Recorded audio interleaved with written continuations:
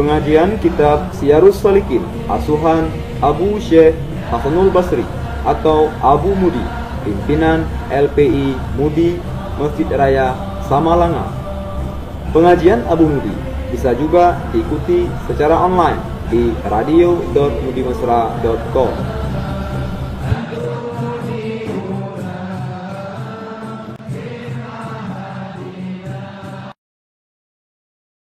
Para hadirin dan hadirat yang dirahmati Allah, sebagaimana biasa saya akan membaca beberapa baris daripada kitab Sirus Sadikin sebagai pedoman utama, dan insyaallah kita akan lanjuti dengan dialog atau tanya jawab. Qala mu'allif wa syarih rahimahullah nafa'ana bi'ulumi amin. Dan kata Al-Arif Billah As-Sayyid Abdullah bin Alawi Al-Haddad dalam kitabnya yang bernama Kitab Ilmiyah wa Usulil Hukmiyah. Di sini bahasa Arabnya panjang sekali ya. Kita baca terjemahnya saja. Kemudian daripada itu, bahwasanya engkau apabila engkau tilik kepada barang yang dikarang oleh a'imatuddin, yakni ulama ahli sufi, yaitu daripada segala kitab yang memberi manfaat pada agama di dalam akhirat, niscaya tiada engkau lihat akan sesuatu daripadanya yang terlebih menghimpunkan bagi segala ilmu yang memberi manfaat itu daripada segala kitab Imam Hujjatul Islam Al-Ghazali rahimahullahu ta'ala, yaitu seperti kitab Ihya'u Ulumiddini dan Arba'in Al-Usul dan Minhajul Abidin dan Bidayatul Hidayah. Dan sekalian itu mengetahui akan dia oleh orang yang ta'ammul akan dia dan baik-baik melihat di dalamnya, itu daripada ahli haq dan ahli insaf, yakni orang yang adil dan orang yang mempunyai mata hati di dalam agama. Dan tiada mungkir akan yang demikian itu melainkan orang yang dungu lagi jahil, atau orang yang ulama rasami mutajahil, yaitu ulama zahir saja, telah memperdayai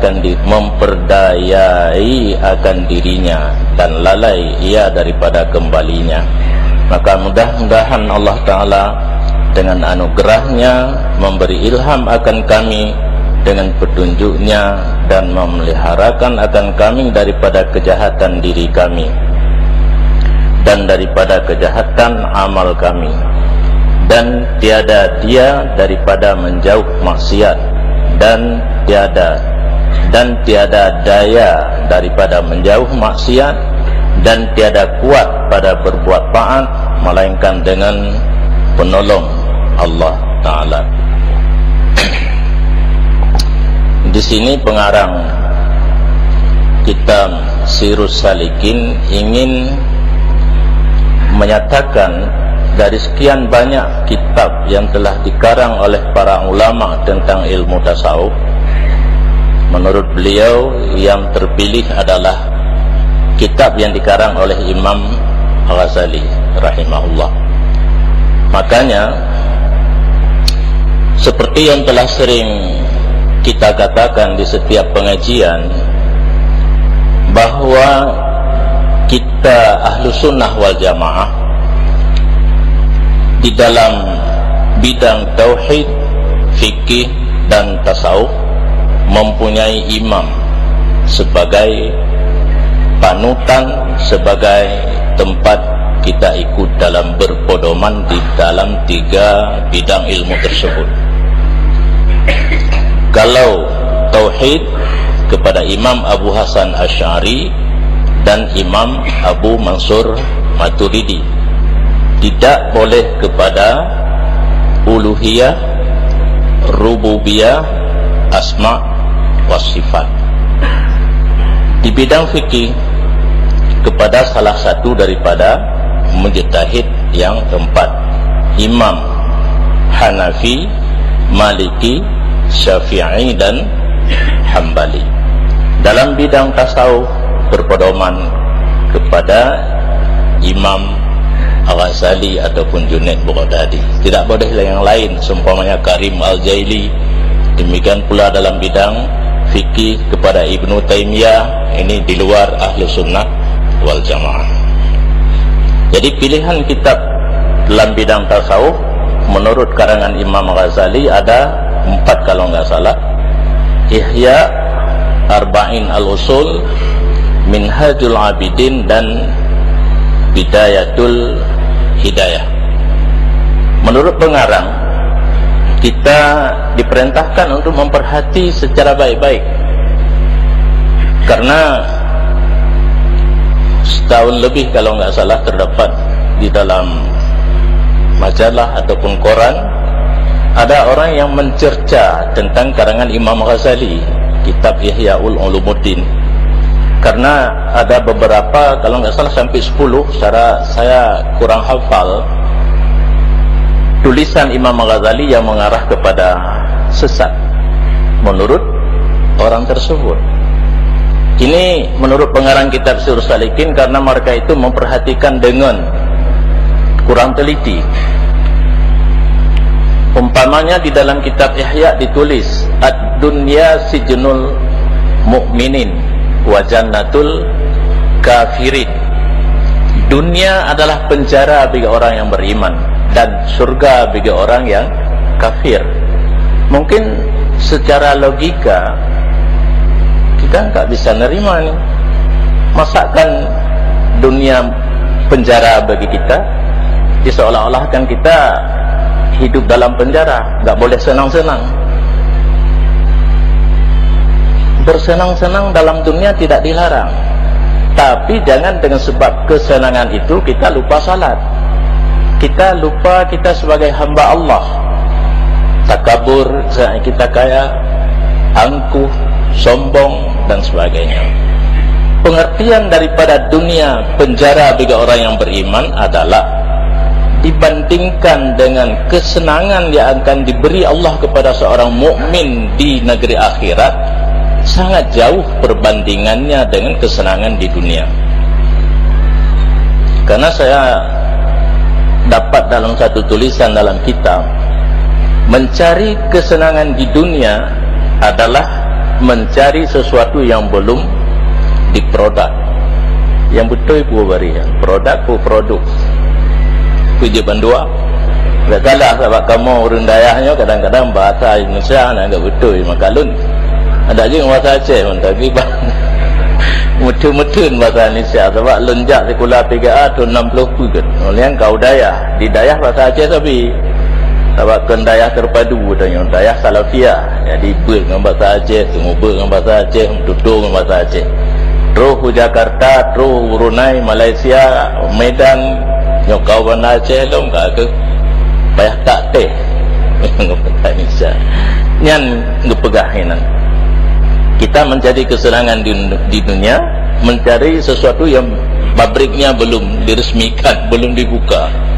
Karena dunia adalah nanggro cobaan, tempat guujo ketengok oleh Allah.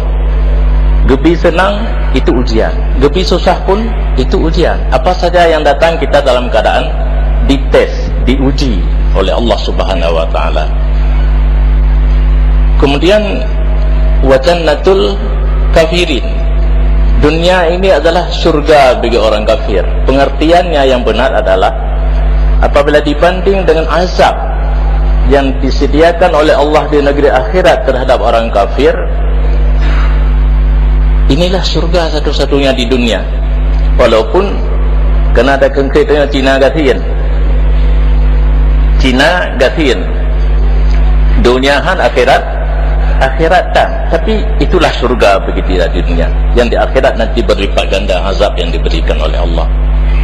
Yang sebuah contoh ibarat dalam kitab Ihya Ulumuddin yang mungkin pemikiran sebahagian orang hantro wate hantro hangga tumung patiban sebenarnya yang dimaksud daripada ibarat Imam Ghazali tersebut, maka berani mereka mengatakan salah satu kitab yang bisa menyesatkan kita adalah Ihya Ulumuddin. Nalem na padu-padu bote tulisan Imam Ghazali yang dia anggap di orang han mungkin terjadi, hana mungkin nyo lagian, bahkan dicap kitab Imam Ghazali membawa kepada sesat. Jadi imam kita dalam tasawuf Imam Ghazali atau Junaid Baghdadi, ini menurut Sirus Salikin.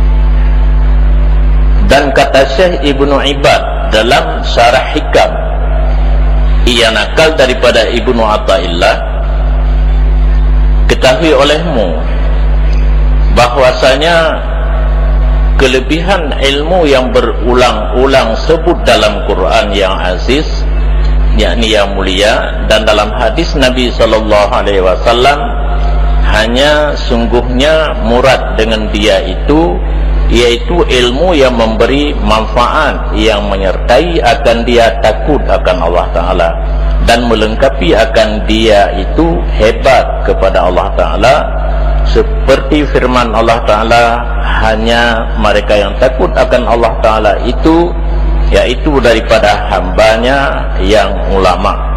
Maka menyatakan ia akan bahwasanya takut itu melazimkan akan ilmu dan paham daripada ini, bahwa ulama itu hanya saja mereka itulah orang yang takut akan Allah Ta'ala. Nyo kitab yang lain yaitu Ibnu Imad dalam kitab Syarah Hikam, genakal pendapat Ibnu Athaillah, wategekeun ilmu dalam Al-Quran yang lega ulang-ulang dalam Al-Quran tentang ilmu, yang maksud dengan ilmu hinan adalah ilmu yang mengarah kita untuk takut kepada Allah. Karena dalam Al-Quran Allah mengatakan innama yakhsyallaha min ibadihil ulama, hanya saja yang takut kepada Allah di antara hambanya adalah orang yang berilmu. Menyoetnan mentang kan cukup le ilmu pertanian, ilmu cik, ilmu pertambangan, ilmu cik. Apakah dengan ilmu tersebut bisa terpengaruh untuk menambah takut kepada Allah? Ya, hana kadang-kadang menjadi orang yang ahli dalam bidang sesuatu bisa lupa kepada Allah karena kacarendro. Ilmu yang mengarah untuk takut kepada Allah adalah ilmu tasawuf. Karena ilmu tasawuf ilmu untuk membersihkan hati. Semakin hati bersih, semakin kecil daripada dosa. Sebab makin le dosa makin kuto hati, hanaya kepada Allah, han cinta kepada Allah. Makin bersih hati, makin kurang dosa, makin berat takut kepada Allah. Jadi ilmu yang dipuja dalam Al-Quran, ilmu yang dipuja dalam hadis adalah ilmu yang membawa kepada takut kepada Allah, yaitu ilmu tasawuf. Kemudian firman Allah, wa qala allazina utul ilma, yakni dan berkata mereka yang mempunyai ilmu. Dalam Al-Quran Allah sering ngeken wa qala allazina utul ilma, yang pernah berbicara, berkata-kata adalah orang yang mempunyai ilmu. Dan dimaksud dengan ilmu yang secara kamu pun alih-alihinan kan alih-al-istighra kan ubina ilmu, ilmu yang bermanfaat di dunia dan akhirat, ilmu agama yang terdiri daripada tauhid, fikih dan tasawuf. Kemudian firman Allah warasikhuna fil ilmi, yakni mereka yang mahir dalam ilmu.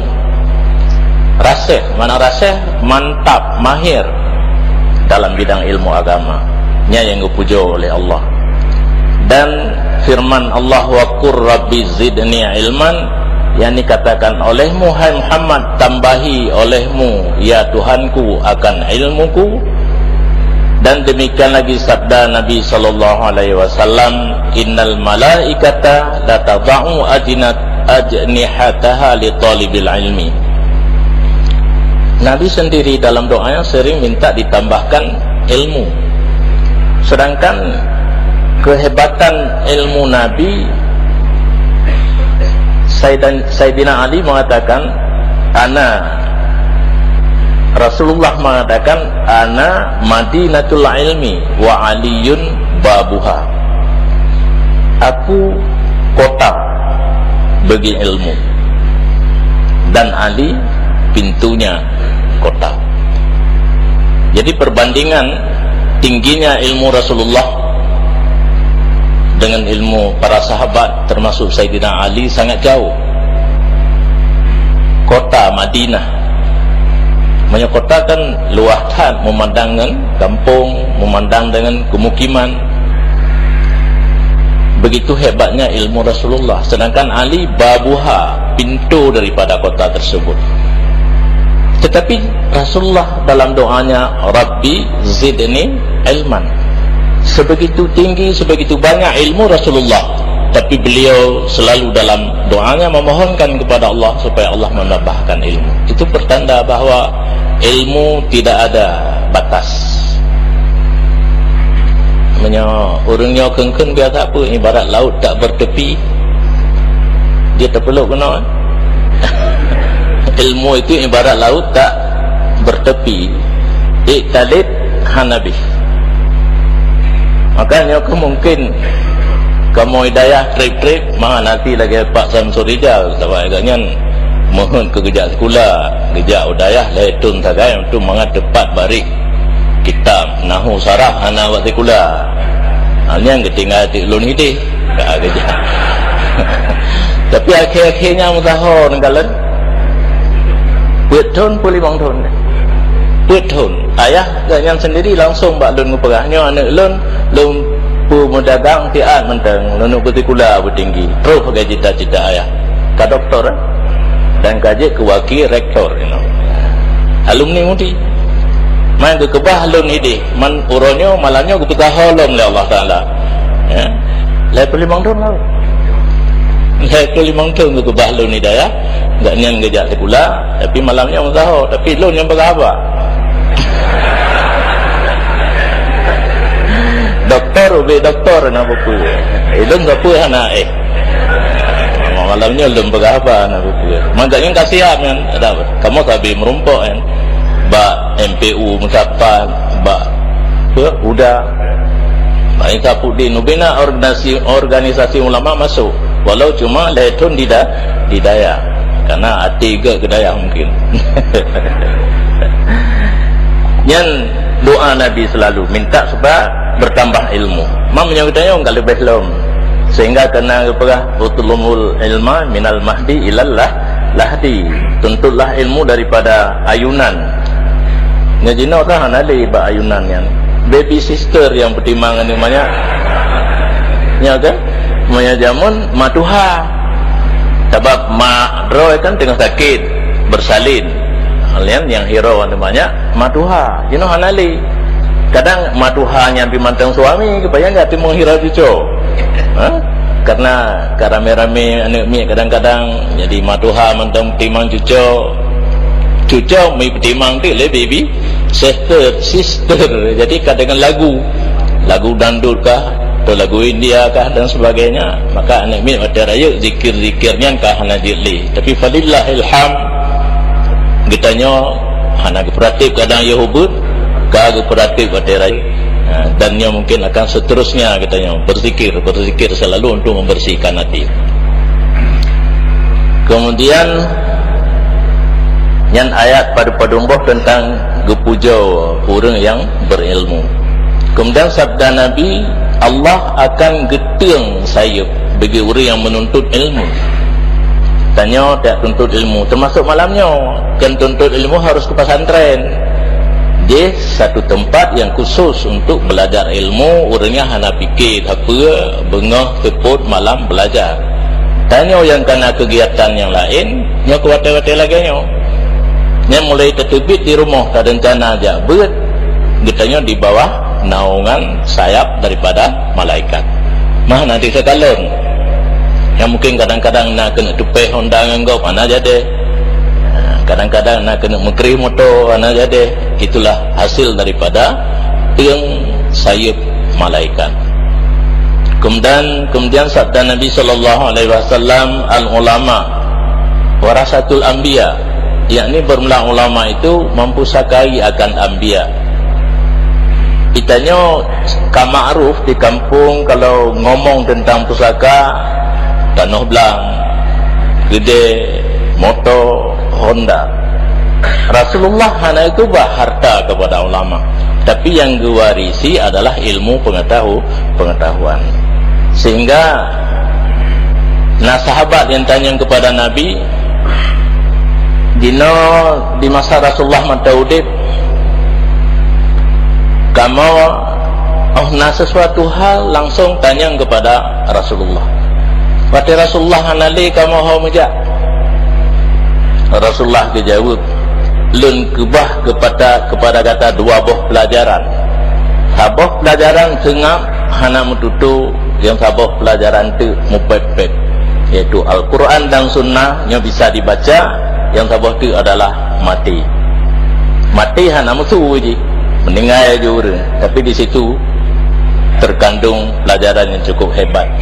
Sehingga Rasulullah memari dalam sebuah hadis, kafa bil mauti wa'idhan, memadalah dengan kematian sebagai orang yang memberi pelajaran kepada kamu.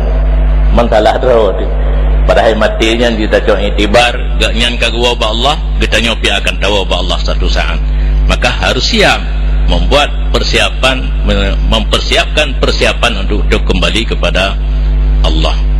Kemudian Al-Quran dan hadis yang sebagai sumber utama bagi hukum, karena katanya mungkin memandum han sanggup terpahami daripada ayat dan hadis, maka para ulama mujtahid sud hukum daripada ayat dan hadis kekebah kepada katanya kitab, mulai daripada bahasa Arab roba bahasa Jawa yang katanya malamnya, dan lelom dalam bahasa-bahasa lain, apakah bahasa Inggris, bahasa Urdu, mandum sebagai pedoman untuk katanya beragama.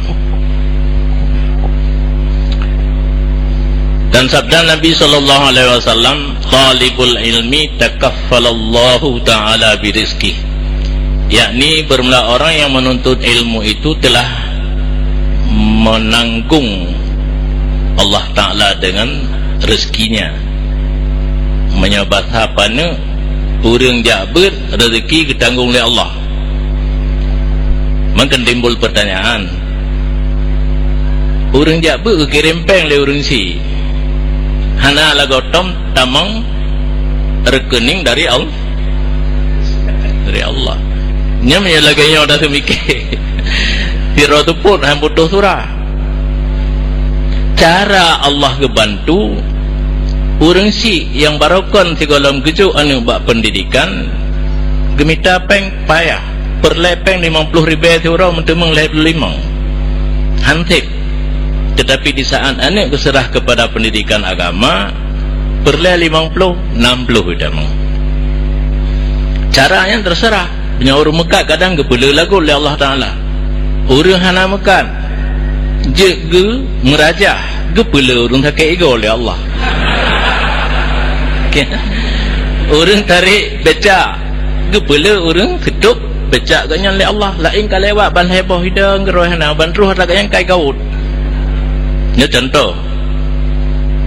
Maksudnya getanggung rezeki ila Allah melalui orang si.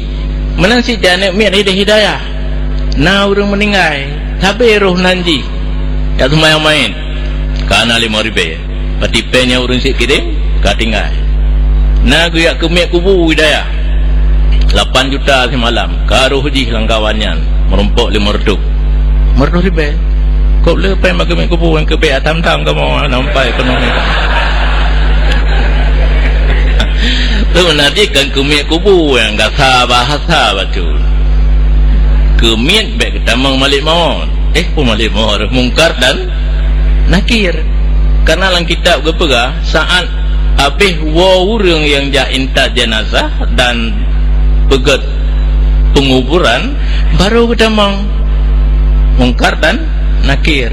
Malaikat semati kalau katanya bu yang pegat peraturan Allah Taala semati selama mana orang di hati hang tamang.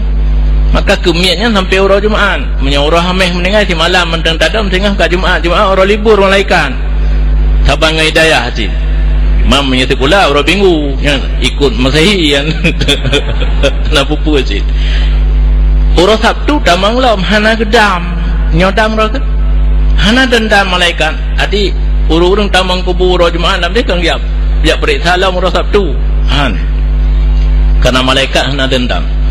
Jadi orang hamih na urang mentang di atas kubu hana ketamang mungkar dan nakir. Orang Jumaat orang pre kaji hana kemiak berarti kapre yang di kubu kan.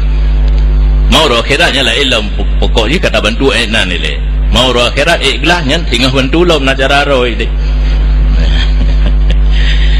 Nyan ban makna ketanggung rezeki orang yang tuntut ilmu oleh Allah.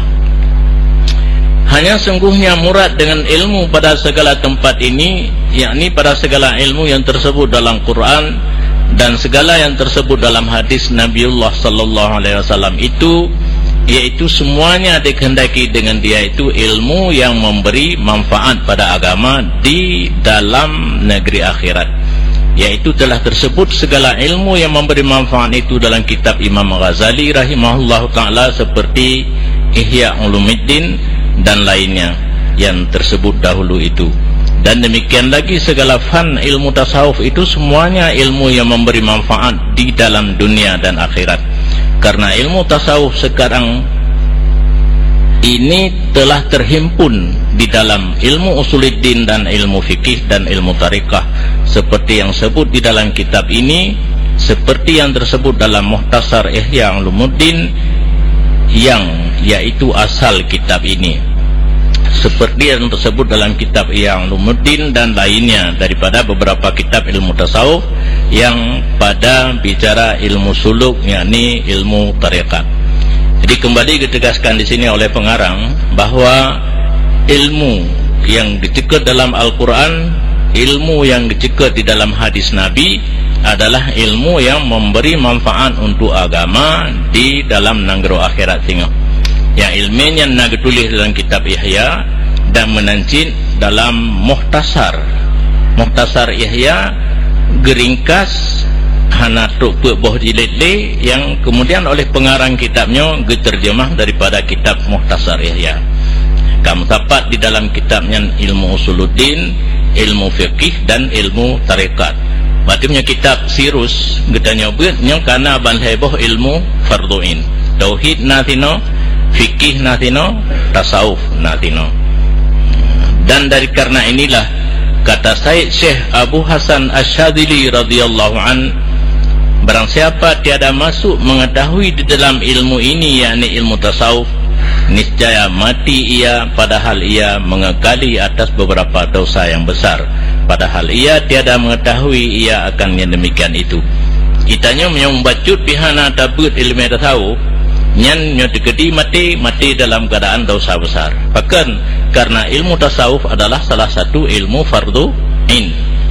Arti fardu'in harus dimiliki, dikuasai oleh setiap individu, perorangan, masing-masing harus bisa mengerti. Jadi menyohana tegedi meninggal dalam keadaan dosa besar.